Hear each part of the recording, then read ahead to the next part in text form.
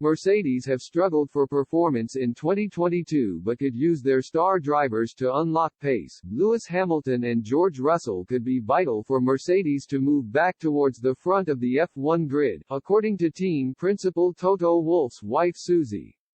She warned the team has the resources in place to be successful and highlighted their two drivers as key ingredients in the fight.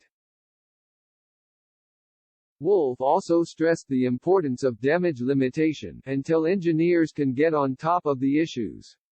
Hamilton secured a podium in Bahrain after the Red Bull pair retired in the closing stages. Meanwhile, Russell followed up a fourth-place finish in Sakir with a fifth in Saudi Arabia.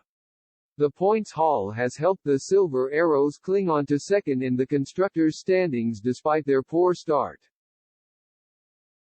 Speaking to F1's Beyond the Grid podcast, she said, "You've got the resources in place for it to be successful.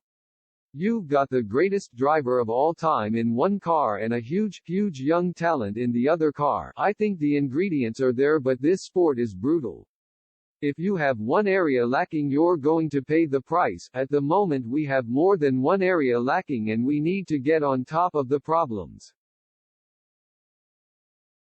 The question will be how quickly we can get on top of the problems and damage limitation. When we are not where we need to be and fighting for the front, how little damage can be done and how quickly can we recover?" Mercedes could bring a new aero update to the Australian Grand Prix in a bid to close the gap to its nearest rivals.